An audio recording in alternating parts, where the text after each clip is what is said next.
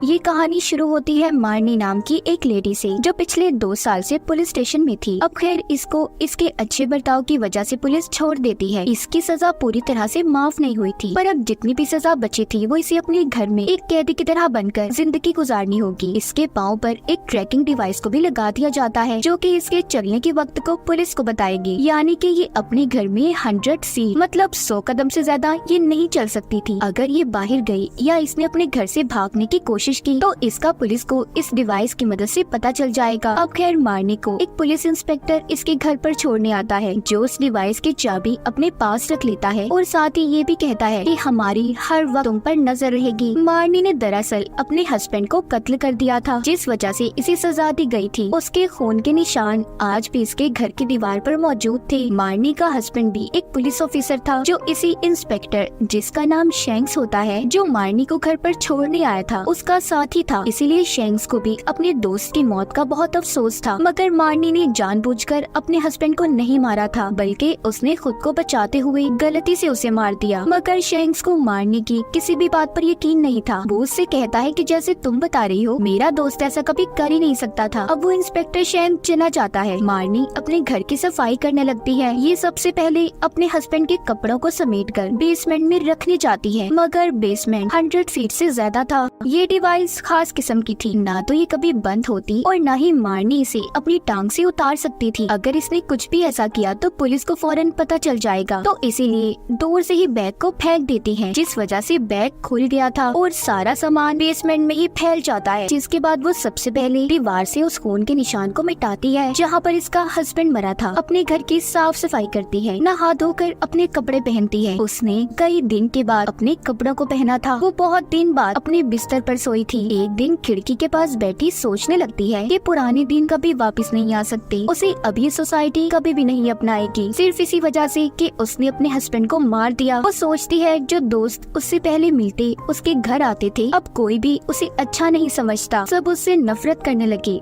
उसे इग्नोर कर रहे हैं। उसी रात मारनी के साथ अजीब अजीब हादसे होने लगते हैं। कभी उसके पास बड़ी मोमबत्तियाँ हवा से जलती या बुझ जाती। उसे अपने ही घर से किसी के चलने की आहट महसूस होती है। जब ये जाकर देखती है तो बाहर एक आदमी था, जो पिछले 1 साल से इसके घर के बेसमेंट में रह रहा था। खैर वो मारनी से डरकर वहाँ से चला जाता है। अगली सुबह दिन के उजाले में मारनी के साथ कुछ भी नहीं होता। वो बहुत अच्छे से पूरा दिन गुजारती है। अब वो घर की ग्रोसरी, खाने पकाने के सामान को बाहर लेने नहीं जा सकती थी, तो इसीलिए फोन पर ही ऑर्डर देकर उसने किचन के सामान को मंगवा लिया था। मारनी को सामान देने जॉय नाम का एक लड़का आता है, जो कहता है आज से मैं ही आपको सारा सामान देने आऊंगा। एक रात सिगरेट जलाने के लिए लाइटर को जलाती है। अचानक से उसके सामने एक खौफनाक चेहरा आता है, जो किसी और का नहीं बल्कि उसके हस्बैंड का था, जिसे देखकर वो डर जाती है। बेड से नीचे गिर गई थी। वो बाहर जाने के लिए दरवाजे की तरफ भागती है, मगर अचानक से उसे याद आता है कि वो तो अपने घर से बाहर जा ही नहीं सकती। अगर उसने ऐसा किया तो पुलिस उसे पूरे 10 साल के लिए गिरफ्तार कर लेगी। अब उसके हस्बैंड की आत्मा उसकी तरफ आहिस्ता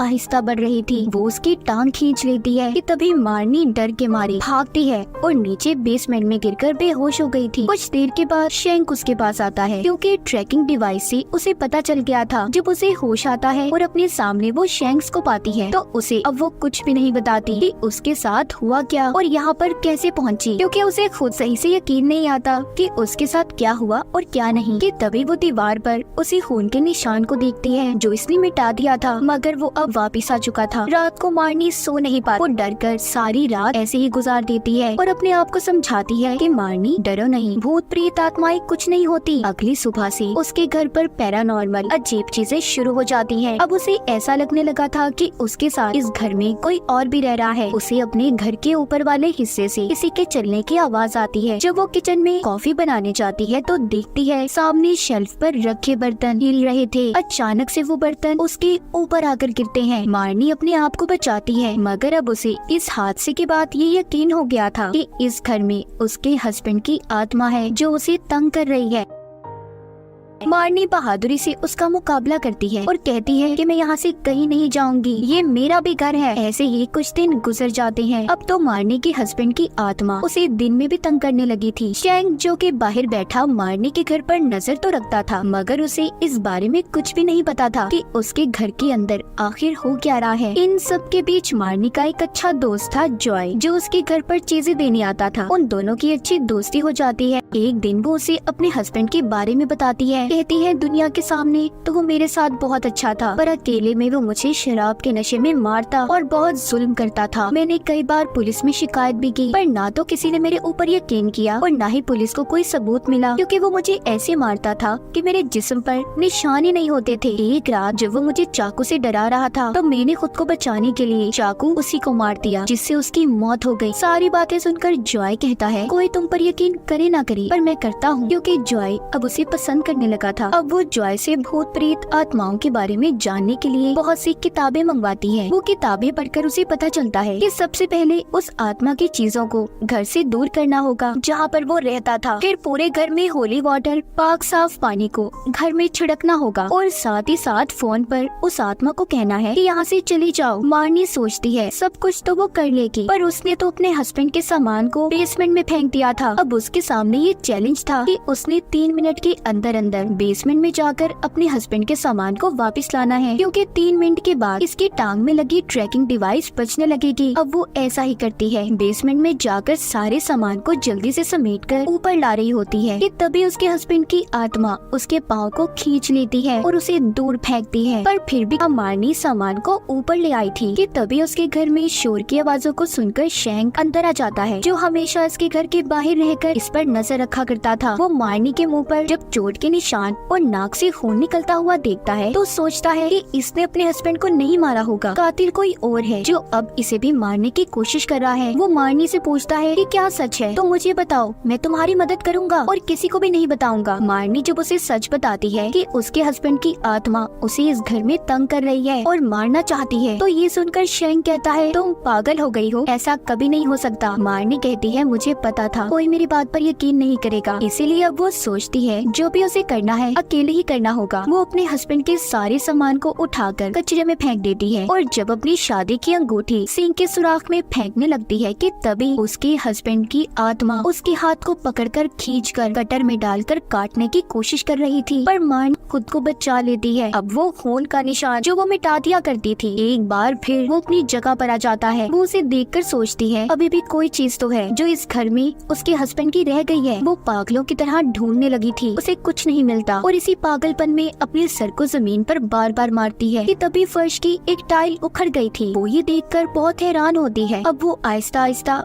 आधी टाइल्स को भी उखाड़ देती है, जिसके नीचे से उसे पैसों से भरा थैला मिलता है, जिसे देखकर वो कहती है ओ, तो ये सामान था जो मेरे हस्बैंड का अभी भी इस घर में मौजूद है। पैसे देखकर वो सोचती है कि अब उसे इन पैसों का क्या करना चाहिए। काफी सोचने के बाद वो ये फैसला करती है कि इन पैसों को वो चर्च में दे देगी। अब वो फादर को बुलाकर पैसों को दे देती है और साथ ही ये भी कहती है कि वो उसके घर को रिचुअल जादू करके जो भी चीज यहाँ पर मौजूद है उसे भगा दे। पर फादर ऐसा करने से मना कर देते हैं, क्योंकि उन्हें भी एहसास हो गया था कि इधर ताकतवर आत्मा का राज है जो कि वो कंट्रोल नहीं कर सकते। अब खैर उनके जाने के बाद मारनी खुद सारे रिचुअल पूरे करती है और अपने हस्बैंड की आत्मा से कहती है कि यहाँ से चली जाओ, मगर उसे भगाना इतना आसान काम नहीं था। वो फिर से मारनी को तंग करती, बालों से पकड़कर खींचकर दूर ले जाती है और उसका सर दीवार में देकर मारती है। तभी मारनी उससे पूछती है कि तुम्हें क्या चाहिए। वो आत्मा उसी के खून से दीवार पर यू बनाती है, मतलब उसे मारनी चाहिए थी। उसके हस्बैंड की आत्मा अपनी मौत का बदला लेने आई थी। वो यहाँ से भागने की भी कोशिश करती है, मगर उसके हस्बैंड की आत्मा ऐसा भी नहीं होने देती। उसने घर के सभी खिड़कियों दरवाजों को बंद कर दिया था। घर से सारे फर्नीचर को उठाकर मारनी को मारती है।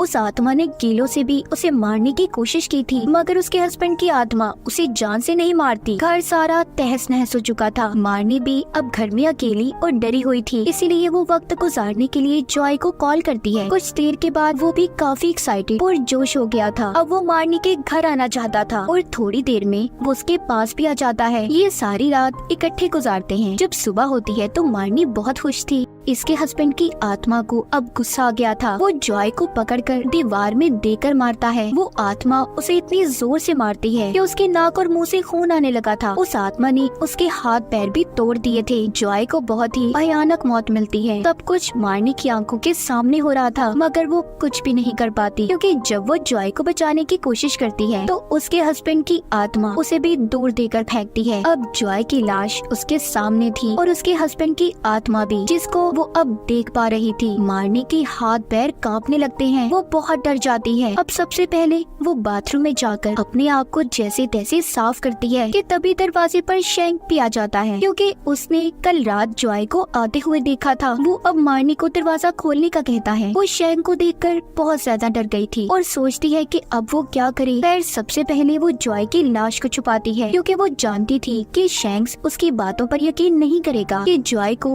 उसके हस्बैंड की आत्मा ने मारा है। वो जॉय की लाश को टाइल्स के नीचे ही छुपा देती है। फिर वहाँ से शर्ट से खून को साफ करके उसे भी अंदर डाल देती है। तभी शैंक भी अंदर आ गया था। मार्नी उसे बातों में उलझाकर जल्द अज जल्द वहाँ से भेजना चाहती थी, क्योंकि ऊपर वाले कमरे में जिन टाइल्स के नीचे उसने लाश को छुपाया था, उसी सीलिंग के नीचे शैंक खड़ा था। लाश कभी भी उस सीलिंग से उसके ऊपर गिर सकती थी। तभी ऐसा ही होता है। जॉय की लाश जब शैंक पर गिरती है तो अब उसे लग रहा था कि मार्नी ने जॉय को भी मार दिया, जैसे उसने अपने हस्बैंड को मारा था। वो अब उसे इसी बात पर गिरफ्तार कर लेता है। मार्नी शैंक को अपनी सफाई में कुछ भी नहीं कहती, क्योंकि वो भी अब इस घर से जाना चाहती थी। अब जब शैंक उसे ले जा रहा था तो वो देखता है मार्नी के हस्बैंड की आत्मा उसे उठाकर दूर पटक कर मारती है। शैंक को समझ पाता उसके साथ भी यही सब होता है। वो आत्मा उसे भी दूर फेंकती है। शैंक ने पहली बार अपने सामने मार्नी के हस्बैंड की आत्मा को देखा था। वो भी जब उस आत्मा को रोकने की कोशिश करता है तो उसकी ताकत के आगे टिक नहीं पाता। उसने पूरे घर में आग लगा दी थी। आत्मा मार्नी और शैंक को उठाकर बेसमेंट में फेंक देती है। सर में चोट लगने की वजह से शैंक बेहोश हो गया था। मार्नी उसे होश में लाने की कोशिश भी करती है, मगर नहीं ला पाती। घर में आग भी फैल चुकी थी। बेसमेंट का दरवाजा भी बंद हो जाता है। अब मार्नी सबसे पहले शैंक की जेब से चाबी निकालकर अपनी डिवाइस को खोलती है और फिर अपने हाथों की हथकड़ी को। फिर वो वेंटिलेशन की तरफ भागती है। उसे खोलकर वो बाहर निकल गई थी। फिर वो दोबारा से वापस जाकर शैंक को भी बचाकर बाहर ले आती है। लेकिन जब वो खुद निकल रही थी तो पीछे से दोबारा उसके हस्बैंड की आत्मा उसे पकड़ लेती है। वो इसे आग में जलाकर मारना चाहती थी। तभी मार्नी उसके मुंह पर अपनी शादी की अंगूठी देकर मारती है और कहती है, इट्स ओवर नाउ, अब सब कुछ खत्म हो गया है, पीछा छोड़ दो मेरा। तब जाकर उसके हस्बैंड की आत्मा ने उसका पीछा छोड़ दिया था। वो हमेशा हमेशा के लिए गायब हो गई थी। मतलब कि आखिरी चीज उसकी वो अंगूठी थी। शैंक और मार्नी बचकर बाहर आ गए थे। उसका घर जलकर खाक हो जाता है। अब शैंक भी क्योंकि सारा सच जान चुका था, वो मार्नी से कहता है कि यहाँ से भागो, चली जाओ, मैं सब कुछ संभाल लूंगा। मार्नी भी यही करती है। वो वहाँ से चली गई थी। उसने इस शहर को छोड़ दिया था। अब उसे नए नाम और शनाख्त के साथ रहना था, क्योंकि अगले दिन अखबार में यही खबर छपती है कि मार्नी के घर में आग लग गई और वो भी उसमें जलकर मर गई। अब मार्नी के पीछे ना तो कोई पुलिस थी और ना ही कोई केस। वो आजाद हो जाती है और अपनी नई जिंदगी का आगाज करती है। और इसी के साथ इस फिल्म की कहानी भी यहीं पर खत्म हो जाती है।